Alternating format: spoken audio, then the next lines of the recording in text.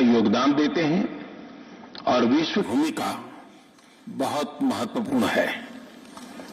SCO के सदस्य देश वैश्विक जीडीपी में लगभग 30% का योगदान देते हैं और विश्व की 40% जनसंख्या भी एससीओ देशों में निवास करती है।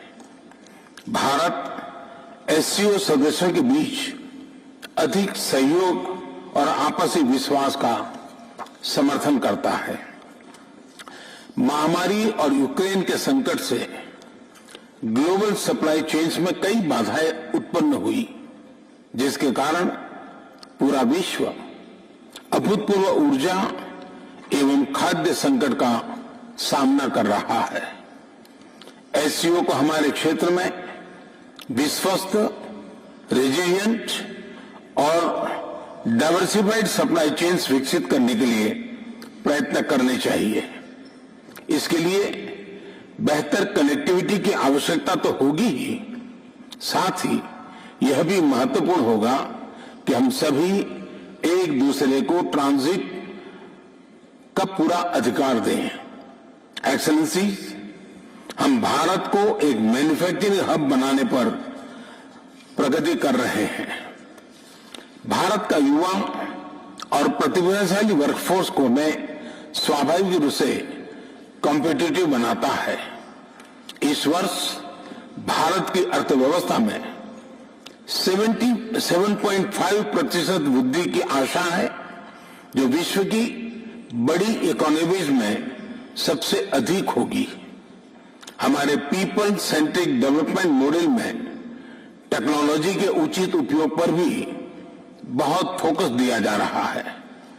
हम प्रत्येक सेक्टर में इनोवेशन का समर्थन कर रहे हैं। आज भारत में 70,000 से अधिक स्टार्टअप्स हैं, जिनमें से 100 से अधिक यूनिकॉर्न है। हमारे ये अनुभव कई अन्य एससीओ सदस्यों के भी काम आ सकता है। इसी उद्देश्य से हम एक नए special working group on startups and innovation की स्थापना करके एससीओ के सदस्य देशों के साथ अपना अनुभव साझा करने के लिए तैयार है। एक्सेलेंसी, विश्व आज एक और बड़ी चुनौती का सामना कर रहा है और यह है हमारे नागरिकों की खाद्य सुरक्षा सुनिश्चित करना। इस समस्या का एक संभावित समाधान है मिलेट्स की खेती और उपभोग को बढ़ावा देना। मिलेट्स एक ऐसा सुपरफूड है जो न सिर्फ एससीओ देशों में बल्कि विश्व के कई भागों में हजारों सालों से उगाया जा रहा है और खाद्य संकट से निपटने के लिए एक पारंपरिक, पोषक और कम लागत वाला विकल्प है। वर्ष 2023 को UN international year of millets के रूप में मनाया जाएगा। हमें एससीओ के अंतर्गत एक मिलेट फूड फेस्टिवल के आयोजन पर विचार करना चाहिए। भारत आज विश्व के मेडिकल एंड वेलनेस टूरिज्म के लिए सबसे किफायती डेस्टिनेशन में से एक है। अप्रैल 2022 में गुजरात में WHO global centre for traditional medicine का उद्घाटन किया गया।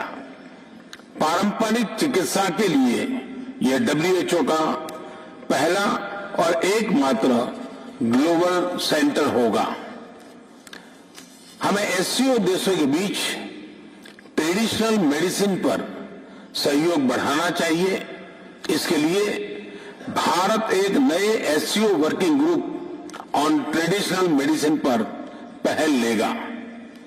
अपनी बात समाप्त करने से पहले मैं प्रेसिडेंट मिर्जियोयेव को आज की बैठक के उत्कृष्ट संचालन और उनके गर्मजोशी से भरे आतिथ्य के लिए फिर से धन्यवाद अदा करता हूं। बहुत बहुत धन्यवाद।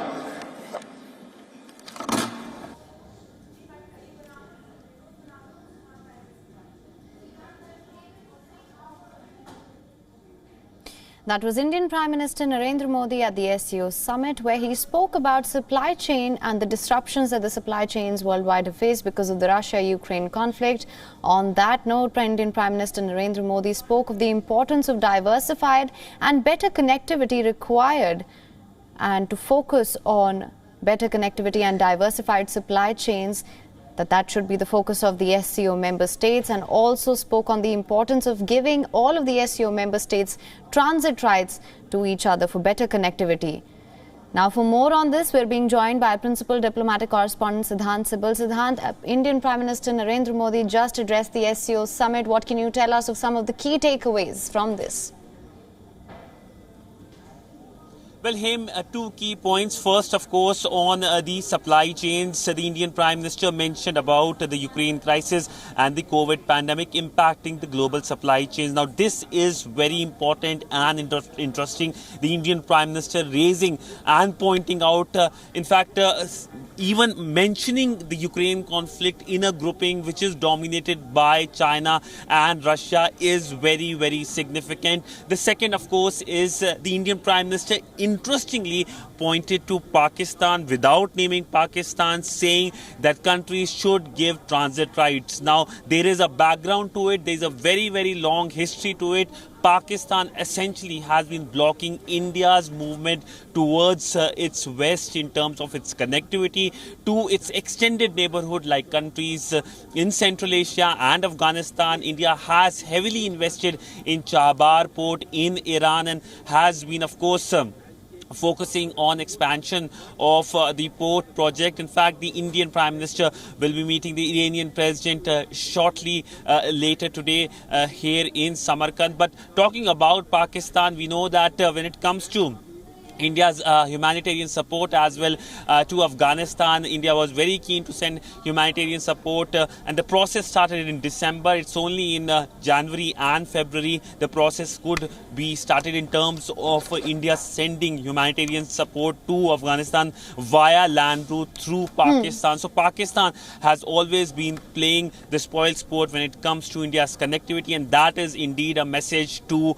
Pakistan. So clearly there is a message. Of course, he talked about traditional medicines, he talked about manufacturing, what's India's key priorities, and what is important to note is that India has handed over the presidency of the grouping this year. That means India will be hosting the summit next year and inviting member countries including Pakistan and China. Right. Siddhant, thank you so much for bringing us all the updates on this. Thank you so much for joining us on this broadcast.